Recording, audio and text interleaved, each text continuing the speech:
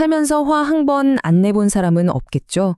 근데요, 그 분노가 어느 순간 나를 조종하기 시작하면 우리는 분노의 덫이라는 것에 갇히게 됩니다.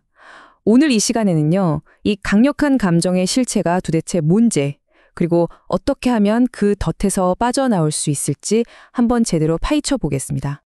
정말 놀랍지 않나요? 아리스토텔레스는 이미 아주 오래전에 이걸 간파하고 있었어요.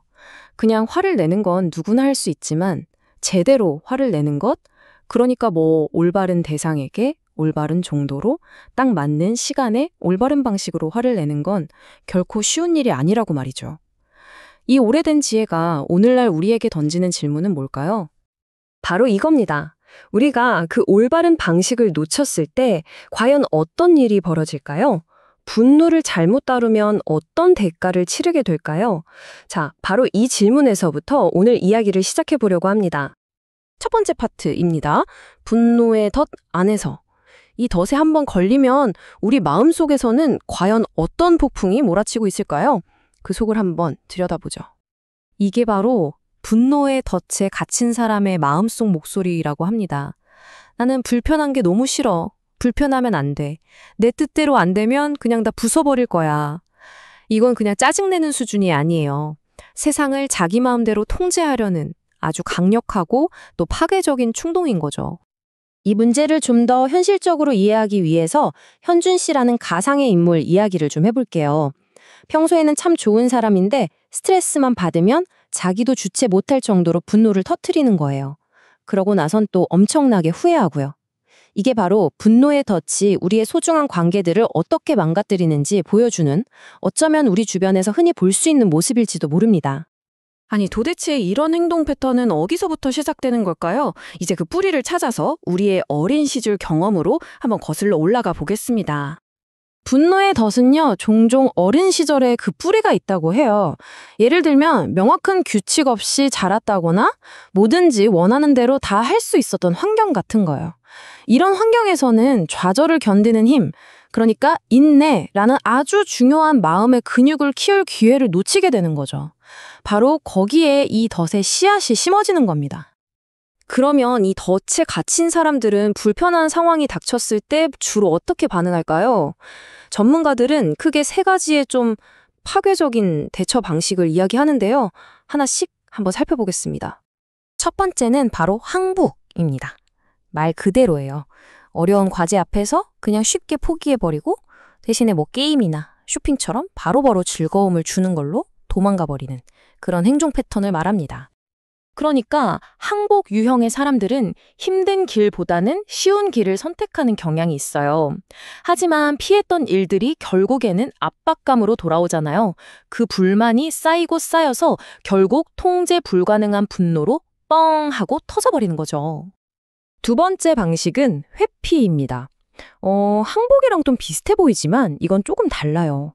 자신이 져야 할 책임이나 의무감 그 자체로부터 도망치려는 경향을 말하거든요. 이분들은 책임감이라는 걸 굉장히 버거워해요. 그래서 해야 할 일은 계속 미루고 일단 재미있는 걸 먼저 하죠. 근데 결국 그 일들이 산더미처럼 쌓이면 좌절감에 분노를 터뜨립니다. 그리고 이 모든 문제의 원인을 남들이 나를 무시해서라며 다른 사람 탓으로 돌리기도 하고요. 마지막 세 번째는 반격입니다. 아마 이게 가장 파괴적인 방식일 텐데요. 불편한 감정이 들 때 상황을 어떻게든 극단적으로 통제하려고 하거나 아니면 아예 폭력적인 분노로 맞서 싸우는 걸 의미합니다. 이 반격이라는 게 얼마나 파괴적인지 가장 잘 보여주는 예가 혹시 영화 악마를 보았다 보셨나요? 복수심에 사로잡힌 주인공이 결국 자기가 쫓던 그 악마랑 똑같은 존재가 되어버리잖아요. 불편한 감정을 더 큰 파괴적인 행동으로 맞받아치는 것, 이게 바로 반격이 가진 비극입니다. 자, 한번 정리해볼까요? 이건 너무 어려워 라면서 포기하는 항복. 하기 싫어 라면서 도망치는 회피. 그리고 이건 무조건 내가 통제해야 돼 라면서 폭발하는 반격. 이 세 가지가 바로 분노의 덫 안에서 우리를 꼼짝 못하게 만드는 주요 반응들입니다. 자, 이제 문제의 핵심은 어느 정도 파악이 된 것 같습니다. 그렇다면 이 고통스러운 덫에서 과연 어떻게 빠져나올 수 있을까요? 이제부터는 희망을 이야기할 시간입니다. 모든 변화는요, 좀 고통스럽지만 솔직한 인정에서 시작됩니다. 욱해서 행동한 다음에 어김없이 밀려오는 그 후회감. 이 반복되는 패턴을 스스로 아, 이게 내 문제구나 라고 딱 인식하는 것.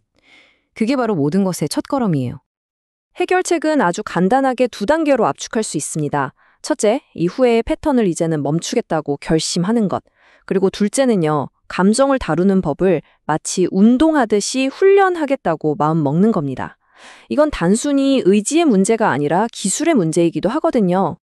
우리가 궁극적으로 추구해야 할 목표는 바로 이겁니다. 순간의 달콤한 만족이나 화를 참아내고 더 큰 그림을 볼 수 있는 자기 통제력을 기르는 것. 이걸 통해서 우리는 비로소 장기적인 목표를 이룰 수 있는 진짜 힘을 얻게 되는 거죠. 자, 이제 내용을 마무리하면서 이 질문을 우리 자신에게 한번 던져볼 시간이 된 것 같습니다. 분노라는 이 감정, 우리는 과연 어떻게 바라봐야 할까요? 이제 이 질문을 여러분 스스로에게 한번 던져보셨으면 좋겠어요. 오늘 우리가 이야기 나눈 이 분노의 덫이 혹시 내 삶에도 존재하지는 않을까 하고요.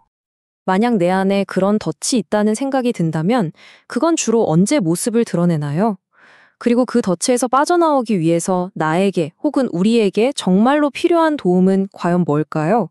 잠시 한번 생각해보는 시간을 가져보는 건 어떨까요? 오늘 설명의 핵심은 바로 이 한 문장에 담겨 있습니다. 분노는 없애야 할 적이 아니라는 거죠. 오히려 훈련을 통해서 더 나은 나를 만드는 개혁의 에너지로 바꿀 수 있는 강력한 신호입니다. 분노의 주인이 될 것인가 아니면 노예가 될 것인가 그 선택은 우리에게 달려 있습니다.